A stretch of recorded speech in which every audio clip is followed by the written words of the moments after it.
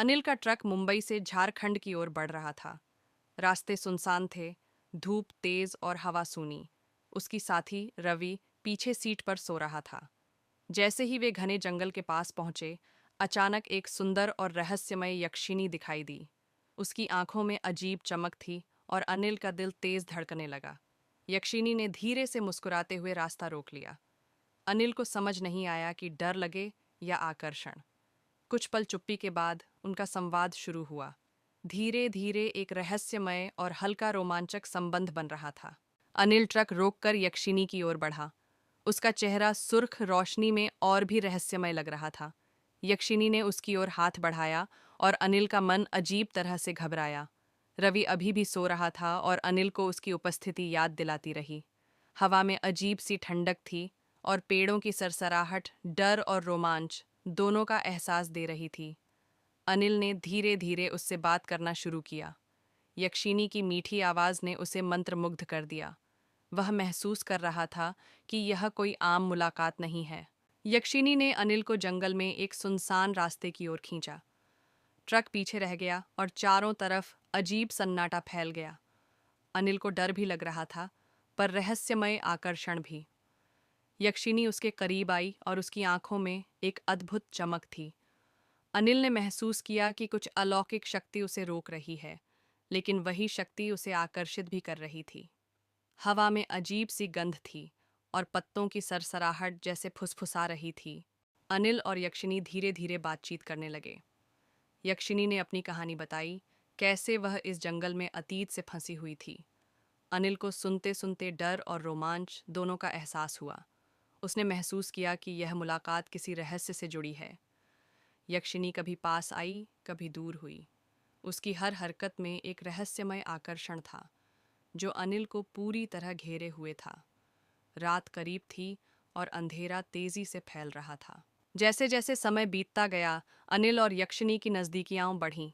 वह महसूस कर रहा था कि उसकी जिंदगी अब पहले जैसी नहीं रही। यक्षिणी उसे जंगल की गहराई में ले गई और वहां अजीब सी ऊर्जा महसूस हुई। अनिल को डर लग रहा था, पर वह खुद को रोक नहीं पा रहा था। हवा ठंडी थी और अंधेरे में कुछ आवाजें सुनाई दे रही थीं।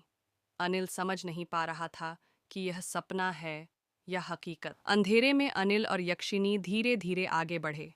चारों तरफ पेड़ हिल रहे थे और पत्तों की सरसराहट अजीब सी आवाज निकाल रही थी। अनिल को डर और रोमांच दोनों महसूस हो रहे थे। यक्षिणी उसके करीब आई और उसकी आंखों में एक रहस्यमय चमक थी। वह अनिल से पूछ रही थी कि क्या वह सच में उसके रहस्यों को जानना चाहता है। अनिल ने हाँ कहा और जैसे ही उसने शब्द कहे, हवा और भी ठंडी और रहस्यमय हो गई। भाग 7। जंगल के बीचों बीच एक पुराना खंडहर दिखा। यक्षिणी ने अनिल का हाथ पकड़कर उसे अंदर खींचा। वहां अजीब सी ऊर्जा महसूस हो रही थी, कुछ ऐसा जो उसे डराने के साथ साथ आकर्षित भी कर रहा था। अनिल ने महसूस किया कि यह जगह किसी पुराने राज की गवाह है। यक्षिणी धीरे धीरे उसके पास आई और उसकी नज़रों में एक रहस्यमय चमक और गहराई आ गई। भाग 8। अनिल ने देखा कि खंडहर में अजीब चित्र और निशान बने हुए थे। यक्षिणी ने उन्हें समझाया कि ये निशान उस प्राचीन शक्ति के संकेत हैं जो यहाँ सदियों से फंसी हुई है। अनिल का मन घबराया, लेकिन उसे वही डर और रोमांच आकर्षित भी कर रहा था। यक्षिणी ने उसके कंधे को हल्का छूते हुए कहा कि वह अब उसकी जिंदगी में एक नया अध्याय शुरू करने वाली है। भाग 9। जैसे ही रात और गहरी हुई, खंडहर में अजीब रोशनी चमकने लगी। अनिल ने महसूस किया कि यह कोई आम जगह नहीं है। यक्षिणी की हर हरकत में एक अलौकिक आकर्षण था। अनिल डर और रोमांच के मिश्रण में खो गया। हवा में अजीब गंध और अजीब आवाजें उसके कानों में फुसफुसा रही थीं। यक्षिणी धीरे धीरे उसकी ओर बढ़ी और उसकी नज़रों में कुछ ऐसा था जो अनिल को पूरी तरह मंत्रमुग्ध कर रहा था। अनिल ने महसूस किया कि यक्षिणी की मौजूदगी उसकी सोच से बाहर है। उसकी आंखों में चमक और रहस्य उसे खींच रहा था। खंडहर में हवा की हल्की ठंडक और अजीब आवाजें कहानी को और भी रहस्यमय बना रही थीं। यक्षिणी ने उसे धीरे से अपनी ओर खींचा और अनिल को समझ नहीं आया कि वह डर रहा है या आकर्षित। यह रात उसकी जिंदगी की सबसे भयानक और सबसे रोमांचक रात बनने वाली थी। अनिल को मन कर रहा था कि यहीं पर ईसा को ठोकूं। उसकी काम वासना बहुत तेज हो चुकी थी। वो सोच रहा था कि काश इसाको पेंदू यहीं पर। जैसे रात गहरी हो रही थी, अनिल और यक्षिनी खंडहर में और भीतर चले गए। चारों तरफ अजीब सी छाया और आवाजें थीं। अनिल का दिल तेजी से धड़क रहा था, डर और आकर्षण दोनों का मिश्रण। यक्षिनी उसकी ओर झुकी और उसकी आंखों में एक रहस्यमय चमक थी। अनिल ने महसूस किया कि वह अब केवल एक ट्रक ड्राइवर नहीं रहा, उसकी जिंदगी अब किसी अलौकिक शक्ति के प्रभाव में थी। भाग 12। अचानक खंडहर की दीवारों पर अजीब निशान चमक उठे। यक्षिनी ने कहा कि ये निशान उसकी उपस्थिति और शक्ति का संकेत हैं। अनिल का मन घबराया, पर वह पीछे हट नहीं सका। यक्षिनी धीरे धीरे उसके पास आई और उसकी आवाज़ में हल्का रोमांच था। अनिल को अजीब सी गर्माहट महसूस हुई और डर और आकर्षण के बीच उसकी समझ उलझ गई। भाग 13। अनिल और यक्षिनी खंडहर के सबसे पुराने हिस्से में पहुंचे। वहां अजीब प्रतीक बने हुए थे और हवा में अजीब गंध थी। यक्षिनी ने उसे बताया कि इस जगह में पुराने समय से रहस्यमय शक्ति फंसी हुई है। अनिल डर के बावजूद आकर्षित महसूस कर रहा था। वह यक्षिनी की हर नज़र और हर हाव भाव में खो गया। वह महसूस कर रहा था कि यह रात उसके जीवन की दिशा बदलने वाली है। भाग 14। हवा में हल्की ठंडक और अजीब आवाज़ें अनिल को डराते हुए रोमांचित कर रही थीं। यक्षिनी उसके करीब आई और उसकी आंखों में एक अजीब चमक थी। अनिल ने महसूस किया कि उसके मन और शरीर पर अब कोई अदृश्य शक्ति काम कर रही है। वह डरते डरते यक्षिनी के करीब खींचा चला गया। चारों तरफ सन्नाटा था, लेकिन उनकी नज़दीकियाँ और रहस्यमय माहौल कहानी को और भी रोमांचक बना रहे थे। भाग 15। अनिल की धड़कन तेज हो रही थी और वह खंडहर में यक्षिनी के प्रभाव में पूरी तरह खो चुका था। उसकी आंखों में डर और आकर्षण दोनों थे। यक्षिनी धीरे धीरे उसे घेर रही थी और हर पल उनकी नज़दीकियां बढ़ती जा रही थीं। रात का अंधेरा और खंडहर की पुरानी दीवारें उनकी कहानी को और भी रहस्यमय बना रही थीं। अनिल ने महसूस किया कि अब वह केवल ट्रक ड्राइवर नहीं, बल्कि एक रहस्यमय और अलौकिक सफ़र का हिस्सा बन गया है। अगली सुबह अनिल और यक्षिनी जंगल से निकलकर नज़दीकी नदी की ओर गए। वहाँ पानी की हल्की आवाज़ और सूरज की किरणें वातावरण को शांत और सुंदर बना रही थीं। अचानक एक नया व्यक्ति दिखाई दिया, एक अनजान यात्री जो भी जंगल से होकर आया था। उसकी आंखों में अजीब सी गहराई थी। अनिल और यक्षिनी दोनों उसकी उपस्थिति से चौंक गए। भाग 17। वही व्यक्ति अचानक अजीब तरीके से पिघलकर एक आत्मा में बदल गया। उसकी आंखों में उदासी और रहस्य दोनों थे। यक्षिनी ने अनिल को समझाया कि यह आत्मा जंगल में फंसी हुई है और किसी पुराने बंधन से मुक्त होना चाहती है। अनिल डर के बावजूद आकर्षित महसूस कर रहा था। भाग 18। नदी के किनारे तीनों खड़े हुए। हवा में ठंडक थी, पानी की हल्की सरसराहट और पक्षियों की आवाज़ वातावरण को रहस्यमय बना रही थी। यक्षिनी ने अनिल का हाथ धीरे से पकड़ लिया और उसकी आंखों में अजीब चमक थी। अनिल ने महसूस किया कि उनकी नज़दीकियां अब और भी गहरी हो रही हैं। भाग 19। आत्मा धीरे धीरे पास आई और यक्षिनी ने उसे समझाया कि अब उसे शांति मिल सकती है। अनिल और यक्षिनी की आंखों में हल्की मुस्कान थी। हवा और पानी की सरसराहट के बीच उनका जुड़ाव और भी मजबूत महसूस हुआ। नदी की ठंडी हवा और वातावरण में हल्की रोमांचक नज़दीकियां कहानी में गहराई ला रही थीं। भाग 20। अनिल और यक्षिनी नदी किनारे खड़े थे और उन्होंने महसूस किया कि अब उनका सफ़र सिर्फ जंगल तक सीमित नहीं रहा। नए व्यक्ति और आत्मा के आने से वातावरण में और रहस्य जुड़ गया। अनिल ने यक्षिनी के कंधे को धीरे से छुआ और दोनों के बीच एक गहरा और हल्का रोमांटिक पल आया। नदी की ठंडी हवा और सूरज की हल्की रोशनी ने उस पल को और भी जादुई बना दिया। आत्मा धीरे धीरे रोते हुए अनिल और यक्षिनी की ओर देखने लगी। उसकी आंखों में उदासी और पीड़ा साफ झलक रही थी। उसने अपनी कहानी बताई, कैसे वह जंगल में बसी हुई थी और अब शांति चाहती थी। उसकी आवाज़ में हल्का दर्द और रहस्य दोनों थे। अनिल और यक्षिनी शांत होकर उसे सुनते रहे। भाग 22। आत्मा की बातें खत्म होने के बाद वह धीरे धीरे हवा में पिघलती हुई दूर चली गई। अनिल और यक्षिनी ने उसे जाते हुए देखा और महसूस किया कि अब जंगल का वातावरण कुछ हल्का और शांत लग रहा है। नदी की आवाज़ अब और भी मधुर लग रही थी। भाग 23। दोनों जंगल में और आगे बढ़े। अचानक उन्होंने देखा कि एक विशाल और पुराना पेड़ अपनी जड़ों और शाखाओं से एक अद्भुत छोटा घर बना चुका है। यह घर जंगल की रहस्यमय शक्ति से उत्पन्न हुआ था और उसकी बनावट जादुई लग रही थी।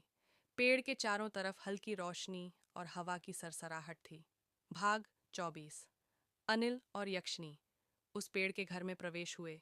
घर के अंदर अजीब और रहस्यमय खाना थे। छोटे छोटे कमरों में अद्भुत चीजें छिपी थीं। यह जगह कुछ रहस्यमय और जादुई थी। दोनों ने एक दूसरे की तरफ देखा और हल्की मुस्कान के साथ समझ गए कि अब उनका साथ और गहरा हो गया है। भाग 25। रात के समय अनिल और यक्षिनी ने घर में एक साथ विश्राम किया। चारों तरफ शांत वातावरण और पेड़ की हल्की सरसराहट थी। हवा की हल्की ठंडक और घर का रहस्यमय वातावरण उनके बीच हल्का रोमांच और नज़दीकियां पैदा कर रहा था। दोनों ने महसूस किया कि यह रात और यह जगह उनके जीवन का सबसे रहस्यमय और खूबसूरत पल बन गई है। फिर दोनों खाना खा के सो गाय, लेकिन अनिल सोते समय अनिल ने यक्षिनी की नितंबों को देखने लगा। क्या मस्त सुंदर था उसके बिच का दरर। मनो अभी अनिल उसे पेल दे, इतना सुंदर था। आखिरकार अनिल से रहा नहीं गया। वह भूल गया कि वह यक्षिनी है। उषा को चुनने लगा। उषा के बड़ यक्षिनी जग गई।